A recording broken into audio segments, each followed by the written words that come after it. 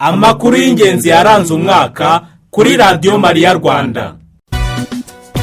Amakuru ya Kiliziya, amakuru y'ubukungu, amakuru y'uburezi, amakuru y'ubuzima n'imibereho myiza, amakuru y'imikino n'imyidagaduro.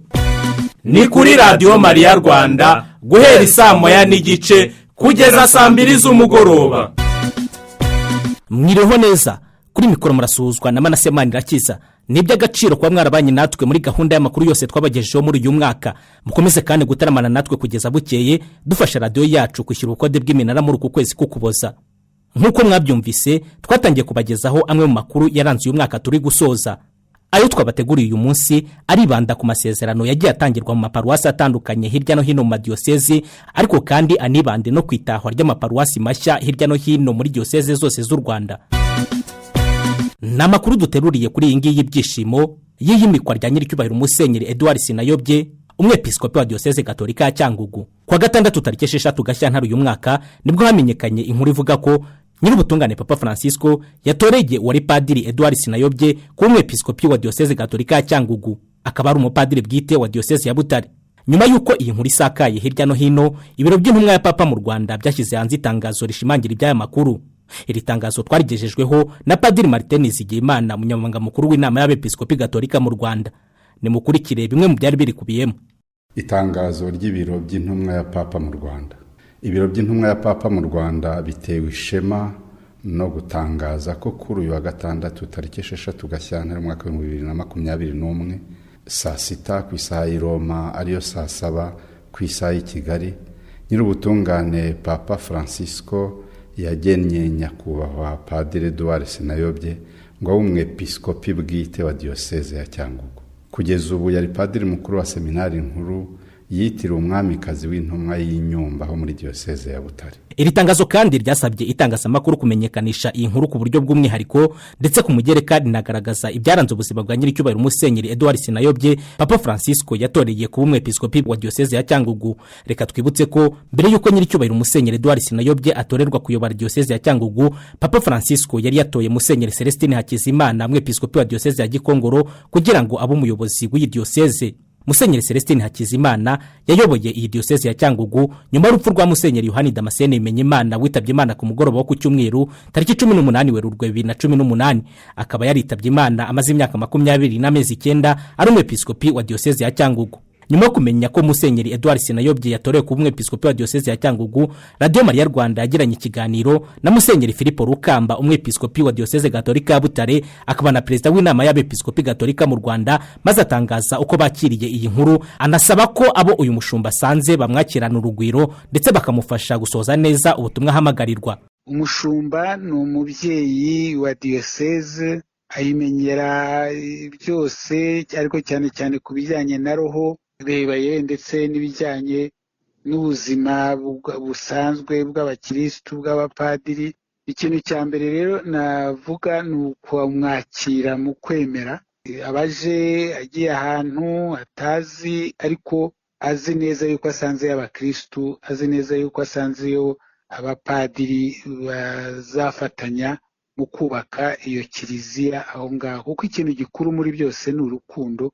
Iyo uko Yesu Kristo yabitubwiye urukundo ruhari, ibindi birijyana. Musenyeri Filipo Rukamba kandi yanavuze ko bakiriye neza itorwa rya Edouard Sinayobye kuko ari umunyamurava mu butumwa, bityo akaba azabafasha byinshi mu nama y'abepiskopi.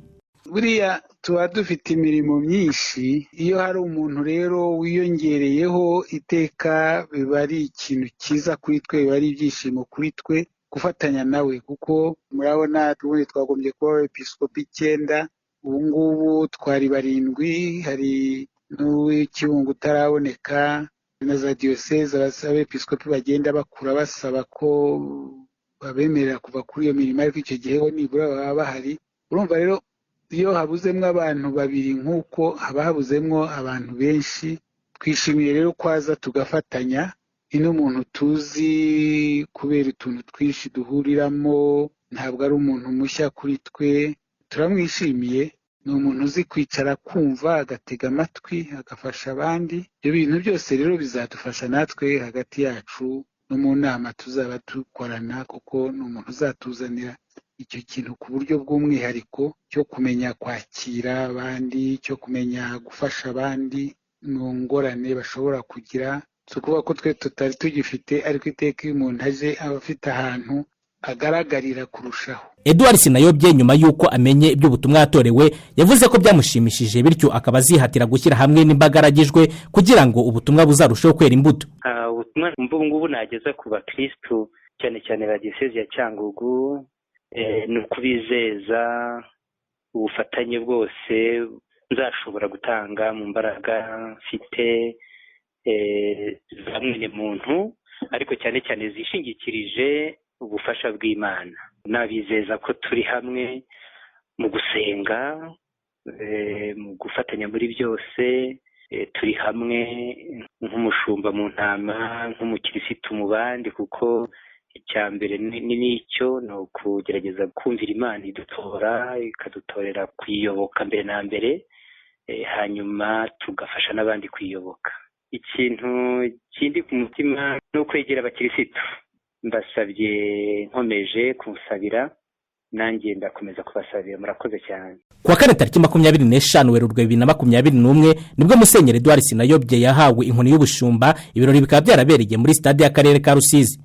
Mu butumwa yagejeje ku bari bamugaragiye muri ibirori yavuze ko ashima Imana yamurambagirije diyoseze nziza, bityo ko yiteguye kwitanga ngo izaragiye zitazarumanga. Diyosezi ya Cyangugu tugiranye isezerano, ni umugeni mwiza Imana yandambagirije.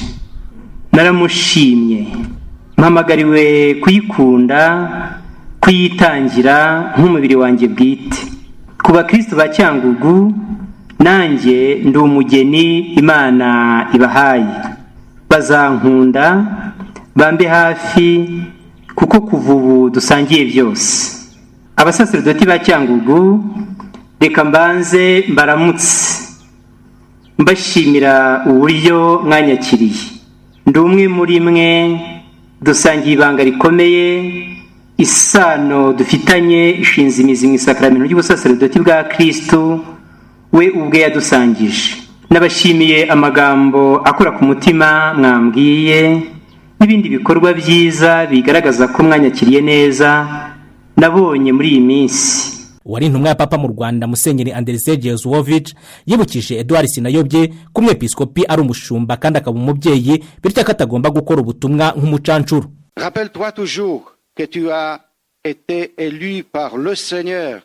Yagize ati, jya uhora wibuka ko watowe na Nyagasani kandi ko watowe mu bantu b'iki gihugu cyahuye n'akaga gakomeye. Ntuzibagirwe na rimwe imizi y'ubuzima bwawe, ko watorewe abantu kandi ko watoye kugira ngo utunganye iby'Imana. Nibyo Papa Francisco avuga igihe agira ati, ubwepiskopi bubereyeho gufasha abantu, ntabwo ari icyubahiro, kuko kumwepiskopi gifite agaciro ari ukwitanga aho gutegeka. Ni nabyo Nyagasani Yezu atubwira, ati umukuru muri mwe nahinduke umugaragu w'abandi.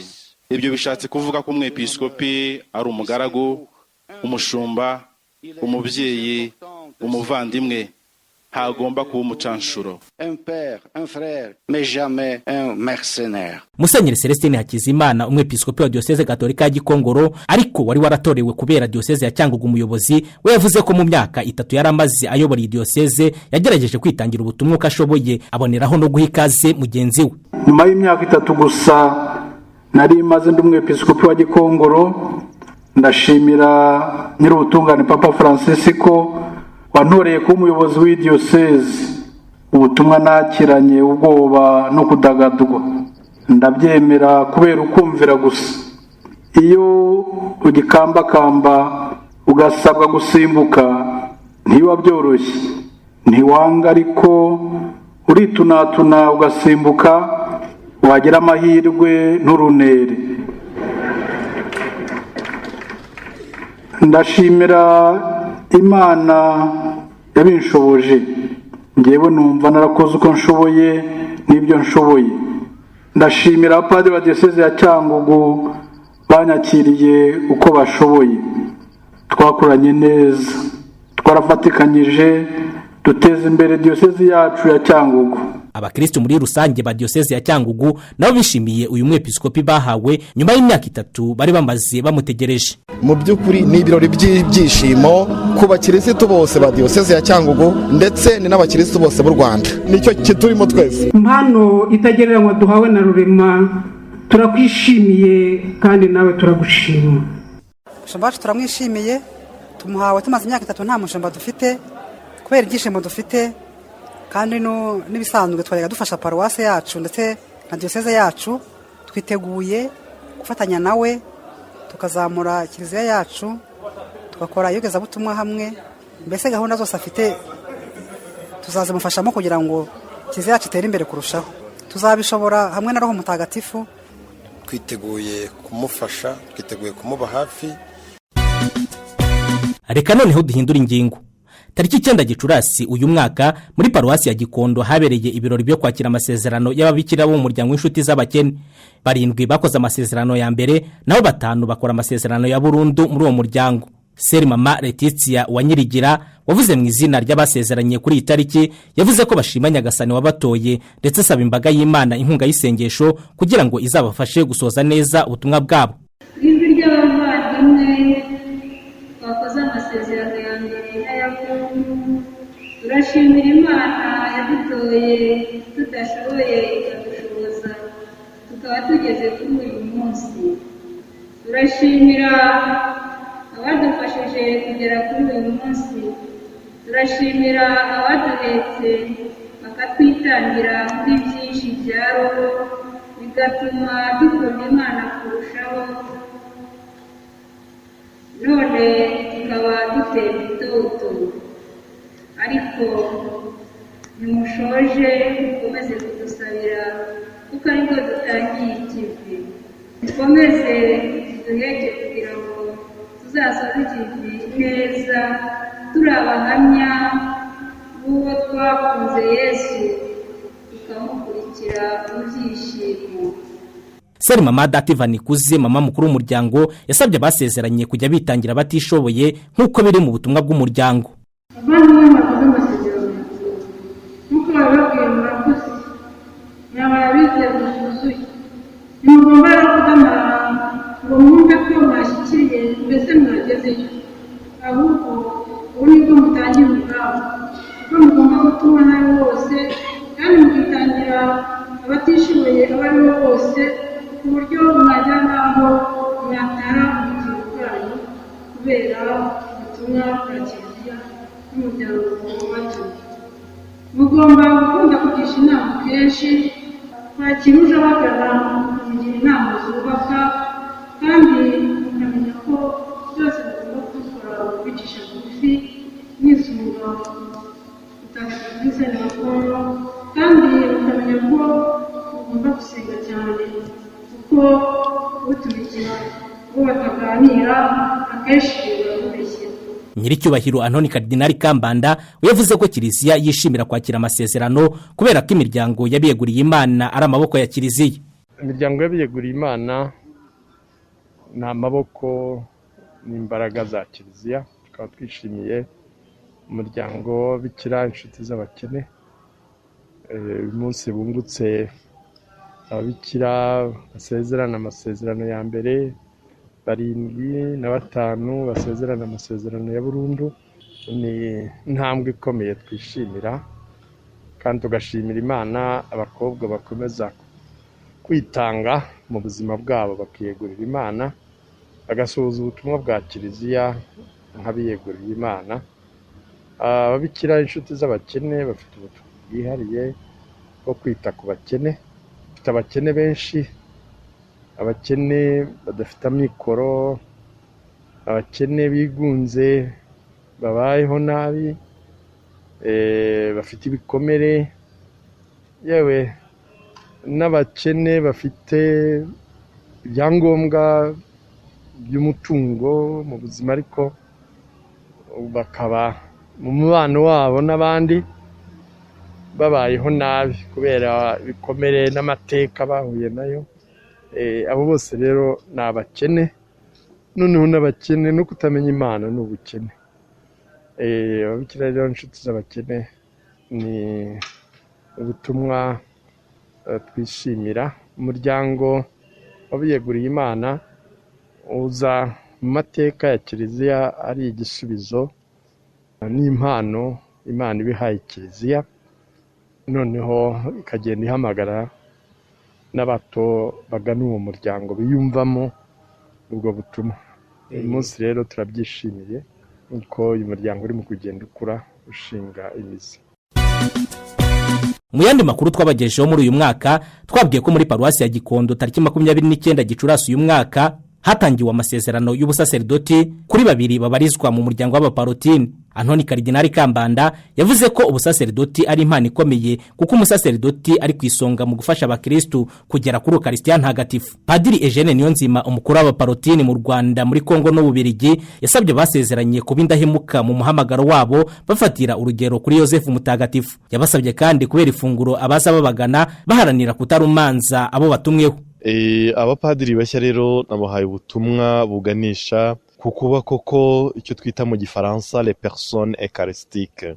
Abapadiri bakunda sakramento y'Ukaristiya, abapadiri bakunda gutura igitambo cy'Ukaristiya batiganda, ariko kandi n'abapadiri babera abo bashinzwe ifunguro, kuko Yezu bihaye ni ifunguro akaba n'inshuti tubana. Ubwo rero nabo bahawe ubutumwa bwo kubifunguro kubaza babagana, babandi baza baririmba ngo mfite inyota n'inzara. Abafite inyota y'ubutungane ntibazatahe barumanze, abafite inyota y'amahoro, abafite inyota y'impuhwe, abo bose nibagera kuri abo basaserdoti bacu, kandi ubwo natwe twese tuba twibwira bazahave bashize inzara, bashize n'inyota. Ubwo ni ubutumwa rero bukomeye muri iki gihe nyine turangamiye kandi twizihiza ihuriro ry'Ukaristiya mu Rwanda no ku isi hose. Ubundi butumwa bwa kabiri nabwo bushingiye kuri iki gihe turimo, uyu mwaka wa Yosefu Mutagatifu, Yosefu umurinzi w'umuryango mutagatifu, akaba n'umurinzi w'imiryango muri rusange. Ubwo rero ubutumwa nabahaye nubwo kurikurikiza imigenzo myiza ya Yosefu Mutagatifu, ariko cyane cyane umugenzo mwiza w'ubudahemuka, kudahemuka ku nshingano zabo, kudahemuka ku magambo bavuze uyu munsi basezerana, kudahemuka ku byo biyemereye Kiliziya n'Imana. Umwe mu bapadiri bashya, Padiri Rutaganda Abeli, yavuze ko bishimiye intambwe bateye kandi ko bazaharanira kuba umuyoboro mwiza Imana yifashisha mu gutagatifuza imbaga y'abemera. Ibyishimo ni byinshi, umutima wanjye wuzuye ibyishimo kubera ko ibyo nasabye Imana igihe kirekire umunsi wageze, Imana irabimpa.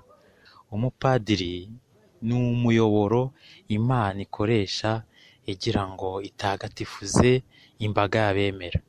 Uwo muyoboro Imana ikawukoresha kugira ngo ihe ingabire zayo abayirangamiye. Nanjye rero nishimiye kuba uwo muyoboro, nkaba nanasaba abatwumva, abadushyigikiye, kugira ngo uwo muyoboro ntuzazibe, ahubwo tuzakomeze tube umuyoboro Imana yifashisha igira ngo itagatifuze imbaga y'abemera. Kubaho rero mu buzima bwanjye nka padiri ntako bisa, ndumva ari ibyishimo byinshi cyane, akenshi mbura amagambo yo kubivuga, nkahitamo gushimira Imana. Natwe twiteguye kwitanga kugira ngo aho bishoboka hose, aho Kiliziya izatwohereza hose, batazabura misa. Reka nanone duhindura ingingo. Ku cyumweru tariki 29 Kanama uyu mwaka, Antoni Karidinali Kambanda yatangaje ku mugaragaro paruwasi nshya ya Karama yisunze Mutagatifu Francisco Asize. Yibukije ko paruwasi ari abantu, aboneraho gushishikariza abapadiri bahawe ubutumwa muri paruwasi nshya kwegera abakristo mu miryango remezo. Paruwasi ni urugo rw'Imana, aho Imana itaha. Gutyo rero Yezu waje gutura iwanyu ntakagire irungu, mujye muza kumutaramira mu masengesho anyuranye. Kuri paruwasi hahora ubuzima, igitambo cya misa, amasengesho, gushengerera, ibikorwa binyuranye bya Kiliziya, indirimbo, urubyiruko, kwidagadurira, abana bahatorezwa imirimo inyuranye, guhereza, kuririmba inkoramutima z'ukarisitiya, inama z'abakuru, inama z'abubatsi ingo muri ya miryango ya kisiyo gatolika. Hano hahore hari ubuzima, hano hahore ari urugo rw'Imana kuko abana b'Imana bisanzuriramo. Paruwasi mbere na mbere ni abakirisitu, ntabwo ari inyubako, si amatafari, si kiliziya y'amatafari, si amazu. Mbere na mbere ni abakirisitu, ukwemera kwabo, izo mbaraga dukesha no kuba twakubaka. Ni ukuvuga rero ngo mumanuke mugere mu miryango remezo, ndetse mumanuke mugere no mu ngo. Kiliziya y'ibanze iri mu rugo, guma mu rugo yarabitugaragarije ko iyo byakomeye kiliziya yimukira mu rugo, akaba ariho dusengera, akaba ariho ubutumwa bukorera. Abakirisitu muri rusange bishimiye ko bagiye kunoza ubutumwa bakoraga bitewe no kwegerezwa iyi paruwasi, cyane ko bakoraga urugendo rurerure bajya kuri paruwasi Karoli Rwanga i Nyamirambo. Dufite ibyishimo cyane kubera ko uyu munsi yabaye paruwasi, hamwe no kwitagatifuza. Rero turumva tugiye kuba umuryango wagutse, ndetse n'abandi batasengeraga aha bakongera kuza kwifatanya natwe.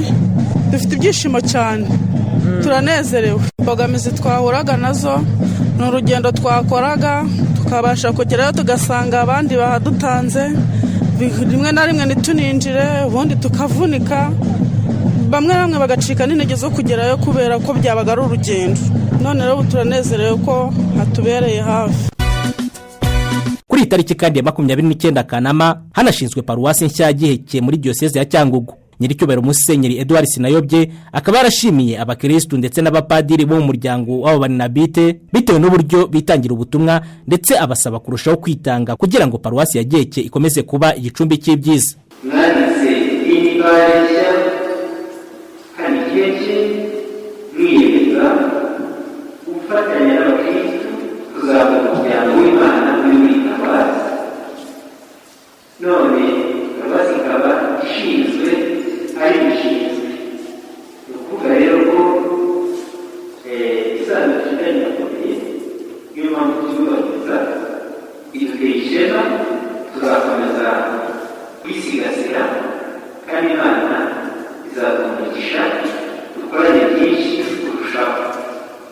Nshimiye by'umwihariko abakirisitu ba paruwasi ya Giheke, tuzakomeza ubukirisitu ubatera ishema rwose. Giheke iranyu igicumbi cyanyu, kandi igicumbi cyiza. Musangire ibyishimo, musangire ingorane nk'umuryango w'abana b'Imana, kandi mukomere natwe twese turi hamwe namwe. Abakristo ba paruwasi ya Giheke nabo bishimiye ko baruhutse urugendo rurerure bakoraga bagana amaparuwasi atandukanye, arimo paruwasi ya Shangi, Mwezi, Bibirizi na paruwasi Katedrali ya Cyangugu. Ariko kubona batugize paruwasi nyuma y'imyaka 35 ni igikorwa gikomeye cyane. Yenda narasabye Imana ibintu bitatu. Icyambere Imana yarakimpaye, ubu ngiye mfite umunezero udasanzwe. Ndashima Imana ko byatubwe ibisohoje, ubwo hasigaye rero twongerera imbaraga kugira ngo iyi paruwasi tuyubake, tuyikomeze, izabe intangarugero muri Cyangugu. Umva ni isengesho, hari groupe y'abantu basenga, twajyaga twishyira hamwe tukavuga tuti reka dusabire iki. Biradushimisha, ubu turishimye, turanezerewe. Abakristo bose bafite akanyamuneza, uretse ko twambara agapfukamunwa ntubone ibyishimo umuntu ngo bigaragare umuntu yishimye yasetse. Ubu ngubu aduha rugari, abantu babyeyi bose bari kubyina bagataraka bakajya mu birere. Imana ishimwe habwe icyubahiro. Byakiriye neza cyane, n'ibyishimo byinshi, kuko iyi paruwase twayishatse turi bato. Mwigeze mwumva bavuga ko abaharaniye ko twagira paruwase barapfuye. Ni ibintu rero bidushimishije kubona uyu munsi tugize paruwase, natwe tukaba twumva twakomera tukagira urugo rwa kiliziya hano iwacu Giheke. nibyo kwishimira rero cyane bigiye kudufasha kwitagatifuza cyane ko noneho dufite abakozi b'Imana bazaba batwegereye ntabwo ari cyo kimwe nuko twajyaga kubihaha ishangi abandi ndetse inaha ndetse hari n'abajyaga imibirizi ahangaha bajyaga imibirizi bamwe abandi bazishangi urumva rero ko ari urugendo rurerure.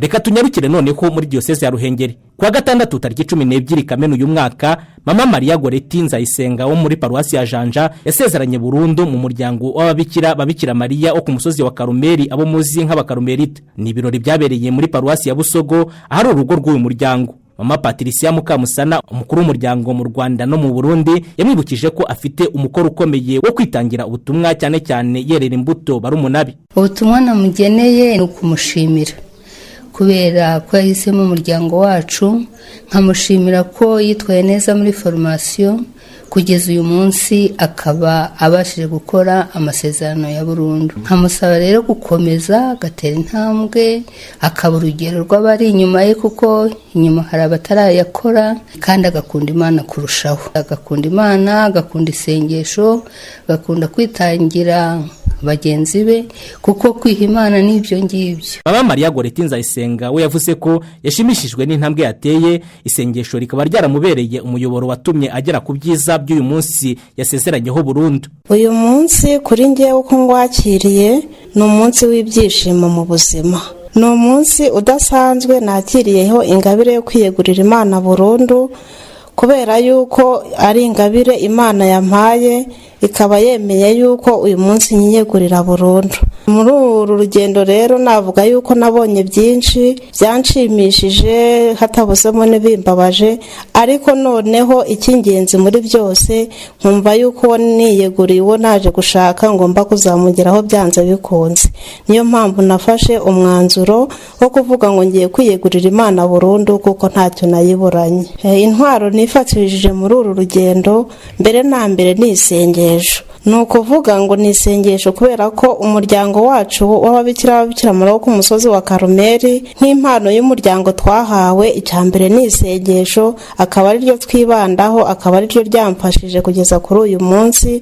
Nkaba nyumva ko gusenga, kumva ko ndi kumwe n'Imana ari ingabire idasanzwe. Nyiricyubahiro Musenyeri Vincent Rorimana umwepiskopi wa diyoseze ya Ruhengeri yavuze ko abihaye Imana ari ibimenyetso bigaragaza ko gukunda Imana bishoboka, bityo abasaba guhamya Kristo bashize amanga kandi bagakomera ku byo bemera.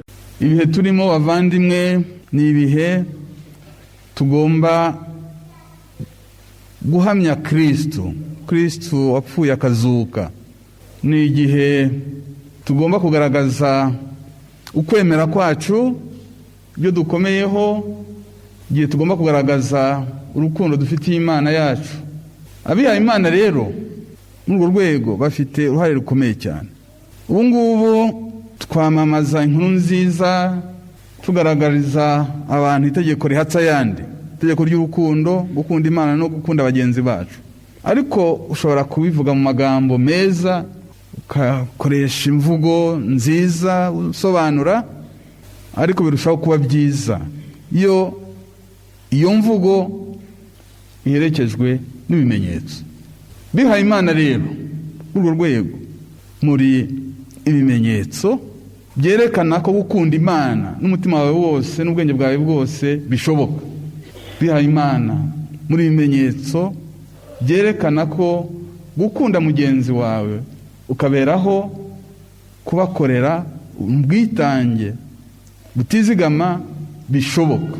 Reka tube duhiniye aha amwe mu makuru yaranze uyu mwaka. Tubashimiye cyane ko mwaduteze amatwi. Ku munsi w'ejo tukaba tuzakomeza tubagezaho andi makuru yaranze uyu mwaka, cyane cyane ayitangwa ry'amasezerano n'itahwa ry'amaparuwasi atandukanye hirya no hino mu madiyoseze. Bashimiye ko mwakurikiye ayo twabagejejeho uyu munsi. Mukomeze mutaramane na Radio Maria Rwanda muyifasha kwishyura ubukode bw'iminara muri uku kwezi k'Ukuboza. Mukomeze kandi kugira Noheli nziza n'umwaka mushya muhire. Kuri mikoro mwumvaga nge Manase Manirakiza. Tuzasubire ku munsi w'ejo. Amakuru y'ingenzi yaranze umwaka kuri Radio Maria Rwanda. Amakuru ya Kiliziya, amakuru y'ubukungu, amakuru y'uburezi, amakuru y'ubuzima n'imibereho myiza, amakuru y'imikino n'imyidagaduro ni kuri Radio Maria Rwanda guhera 9:30 kugeza saa 2 z'umugoroba.